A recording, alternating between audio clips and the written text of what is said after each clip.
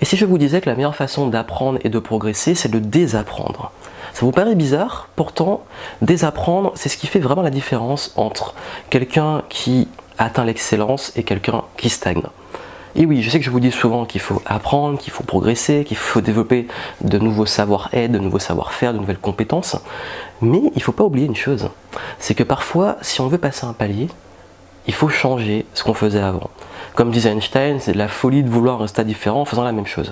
Pourquoi? Parce qu'en fait, il y a beaucoup de domaines dans lesquels on a développé des habitudes et des façons de faire qui, justement, sont devenues tellement automatiques qu'on ne s'en rend même pas compte et que ça nous plombe et ça nous auto-sabote. Vous savez, si vous sentez que malgré tous vos efforts, vous n'avez pas de résultat, vous stagnez, ou que vous vous dites « Ok, ben, je vais atteindre ce nouveau palier financier ou je veux rencontrer de nouvelles personnes », mais vous sentez que vous êtes bloqué parce que vous n'arrivez pas justement dans ce que vous faites, ça ne marche jamais.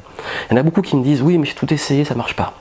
Ben, si c'est votre cas, c'est vraiment qu'il faut désapprendre quelque chose. Je vais vous donner des exemples. Il y a un domaine où j'ai vraiment dû désapprendre, c'est l'écriture. Quand j'ai commencé à écrire sur mon blog, quand j'ai commencé à écrire beaucoup à l'époque d'articles invités, je publiais sur les blogs des autres, j'ai été corrigé par des blogueurs qui étaient plus expérimentés que moi, et beaucoup d'entre eux me disaient à chaque fois Johan, c'est super, mais je trouve que ton style est encore trop scolaire, ou que c'est trop complexe, difficile à lire. Parce qu'en fait, comme j'avais fait dans mes études, on apprend à rédiger une dissertation, rédiger un essai, on apprend à rédiger d'une façon très scolaire. Et cette façon scolaire de rédiger, c'est pas la meilleure façon de rédiger un article de blog ou d'écrire. Et c'est ce qui fait que j'avais un style que je devais absolument changer, et pour changer mon style et pour pouvoir avoir le style d'écriture que j'ai aujourd'hui, si vous lisez la plupart de mes articles, qui sont beaucoup plus, c'est un peu comme si je parlais en fait, qui sont beaucoup plus, on va dire, fluides à lire, c'est parce que justement j'ai dû désapprendre. J'ai désappris tout ce que j'avais appris à l'école, enfin j'ai gardé quand même des bonnes choses, mais j'ai désappris en fait les structures qu'on apprend à l'école, et j'ai installé de nouvelles structures qui sont plus adaptées au domaine du web par exemple. Et c'est ce qui fait que j'ai plus espacé mes paragraphes, j'ai fait des phrases beaucoup plus courtes, que j'avais un style beaucoup plus direct, beaucoup plus simple, beaucoup plus aussi personnalisé. Je suis pas là pour faire un cours d'écriture, mais tout ça pour vous dire que j'ai dû casser ce que j'avais appris et apprendre de nouvelles choses. Un autre domaine, par exemple la vente. À l'école, on apprend à vendre avec des structures hyper spécifiques, précises, et ça marche pas du tout dans la vraie vie. Dans la vraie vie, il faut trouver son propre style, avoir une confiance et avoir une façon de vendre qui est très souvent différente de ce qu'on apprend à l'école avec le son casse, avec AIDA et compagnie, qui sont bien, qui sont des bonnes choses, mais dans la pratique, quand c'est mécanique, ça marche pas. Il faut trouver son style, il faut trouver son flow et adapter le process de vente au domaine, à la cible, etc.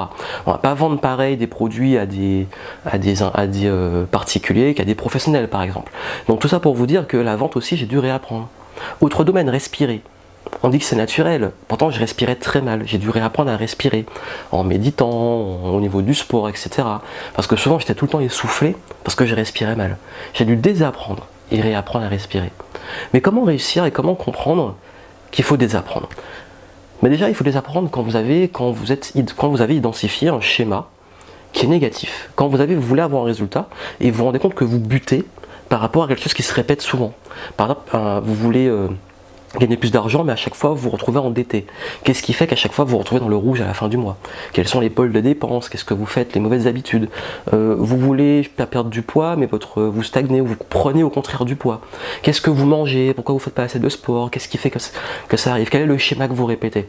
L'idée, c'est qu'il faut comprendre le schéma que vous faites et qu'est-ce qui amène ce résultat, parce que tout résultat a une cause. Donc il faut revenir à la cause, à la source du problème. Et quand vous avez la source du problème, vous voulez un nouveau résultat, ou vous voulez un résultat différent, qu'est-ce qu'il va falloir faire? C'est là qu'il va falloir vous former, développer un savoir-être ou un savoir-faire.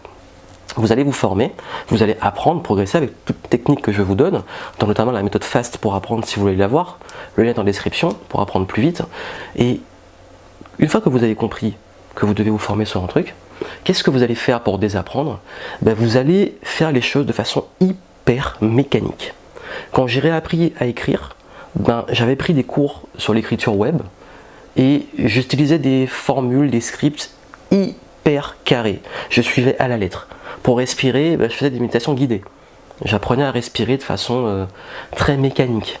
Quand je devais vendre, j'avais des argumentaires de vente très mécaniques. Ce qui fait qu'en fait, au final, on prend le schéma, mais on le suit. Au début, c'est très désagréable, c'est pas naturel parce qu'on fait les choses de façon mécanique, mais à force de le faire, de le répéter, ça finit par devenir naturel. Le meilleur exemple, c'est dans le sport. Je sais qu'à un moment, j'avais une mauvaise façon de courir qui faisait que j'avais tout le temps mal au genou. J'étais allé voir un spécialiste. Donc j'étais allé voir notamment un ostéopathe et j'avais fait des analyses et qui montraient qu'en fait j'avais une mauvaise position du pied quand je courais. Et comment j'ai pu arrêter d'avoir mal en courant et beaucoup mieux pouvoir courir sans avoir mal?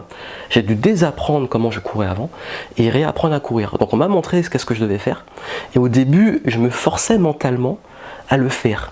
Je faisais un travail mental très fort pour vraiment faire exactement ce qu'on me disait de façon mécanique. Mais à force de le faire tous les jours, c'est devenu naturel. Et c'est ça, comme ça qu'on les apprend.